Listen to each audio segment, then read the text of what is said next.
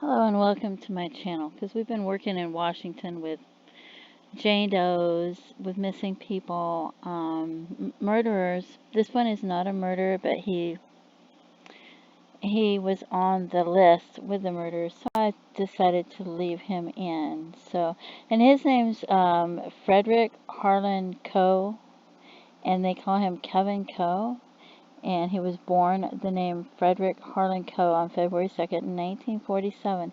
He's an American convicted rapist, it says, from Spokane, Washington, often referred to in the news media as the South Hill Rapist.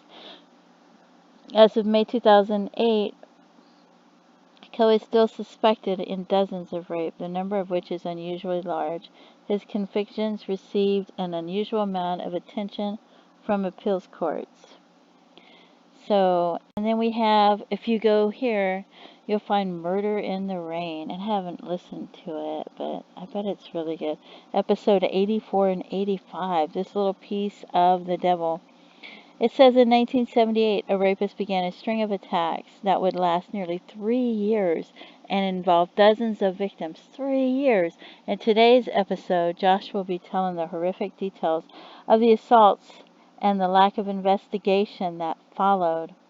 With the city potential victims in the dark about the monster lurking among them, what would it take for authorities to finally take the victims' cases seriously? This is part 1 of this little piece of the devil, the case of Kevin Coe, who gained notoriety as the South Hill Rapist. And I might listen to that when I get done with this. It's an hour here, and then from 1978 to 1981, the South Hill Rapist, who disguised himself as a jogger, raped, assaulted, groped, and flashed dozens of women across one posh Spokane, Washington neighborhood. After a car was spotted illegally parked at a junior high running track at the times of the rapes, authorities finally tracked down a suspect, Frederick Harlan Coe. Join us today for the conclusion of this little piece of the devil, part 2. And then they have some sketches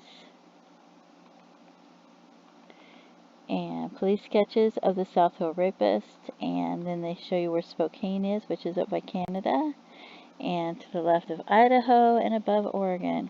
And here's photos of him. Here's a photo of him. And there's some more photos of him. And then here we have, it says, Julia Twyford, I don't know if I'm pronouncing it correctly, one of Fred Coe's defense attorneys, arrested for DUI accident post-trial.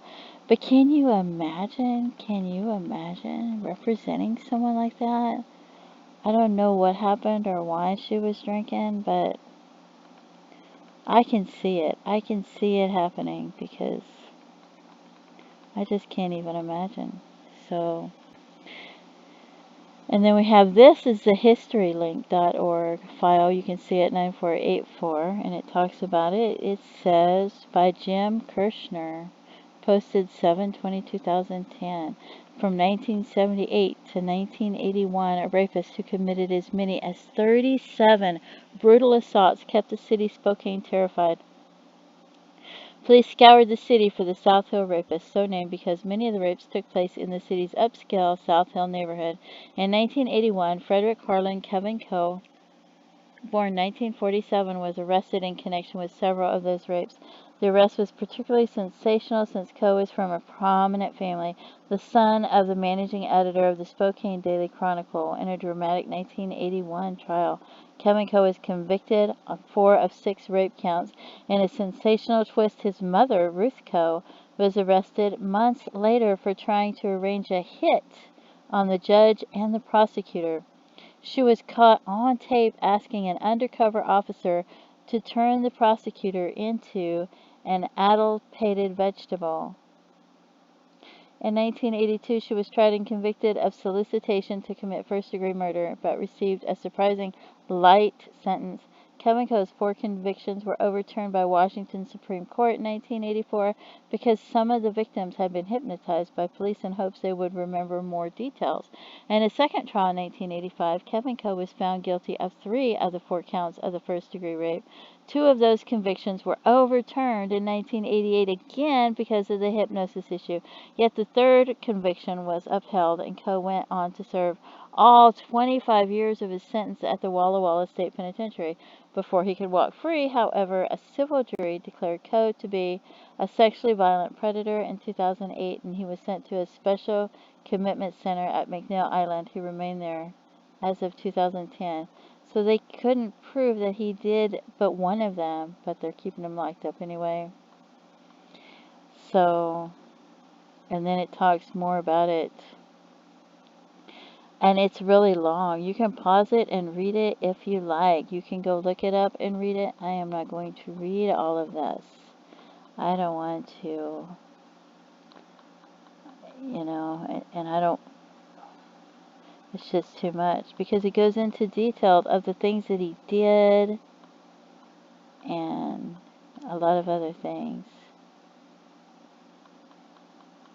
So, and you can pause it. You can pause it as I scroll down. You can rewind it and pause it and read it if you don't want to look for it. But, yeah, it's just too much. Even though I would probably go to that one thing where it's got hour-long listening and listen to it because I like to listen to it. Sometimes you like to listen to it, but you don't want to read it. Isn't that funny? Because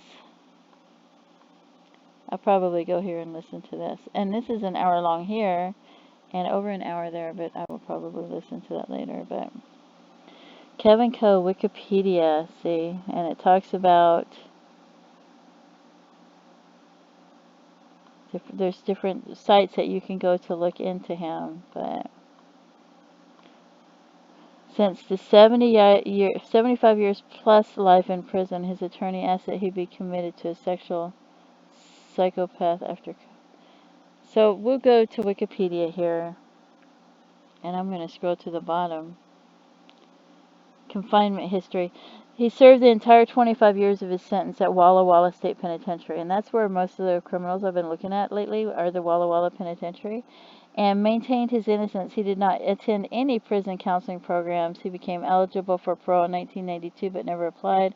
In 1990, Washington passed the Community Protection Act, a civil commitment statute that allows the state to indefinitely retain dangerous sexual violent predators even after their criminal sentence ends. If found guilty by a jury of possessing a mental defect that makes them likely to reoffend, offenders are sent to the Special Commitment Center on McNeil Island where they receive treatment for mental disorders linked to sexual deviancy. And I'm going to skip ahead. As of March 24, 2011, Coe's appeal of trial proceeding to be civilly committed as a sexual predator was denied. So 23 victims identified Coe as their attacker in crimes that occurred during the decade leading up to Coe's 1981 arrest. So, another 30 sex crimes to which victims could not identify their attackers, but said she believed Coe was a perpetrator because of the similarities in the attacks. So right here it says, the jury decided that the prosecution had proven beyond reasonable doubt that Coe was a violent sexual predator, and he was committed to McNeil Island indefinitely. So that is where he will live his life till the day he dies, I guess, on McNeil Island. And I have no idea what McNeil Island is like. So it's just, and there's a lot of reading. You can go here and you can read more about it. But 3 years. And I don't know if he did them all or if he just did the one or how many he did. Because I just don't know. But there he is for the rest of his life because they've decided that's where he should be. And I'm wondering, did the rapes stop after they arrested him? So they have 3 years of these violent rapes, and there's so many of them. And once he was arrested, did everything stop? Was that the end of that? That I'm interested to know that too. Anyway, If you have any comments, please feel free to leave comments. I've read lately about some of them that have committed crime after crime after crime after crime, and nothing was done, and people knew they were committing the crimes, and they didn't do anything to them. And then, so he may have been doing this for 3 years. And I wonder why some of them can't identify their attackers. I'm going to go listen to that 2-hour episode, probably.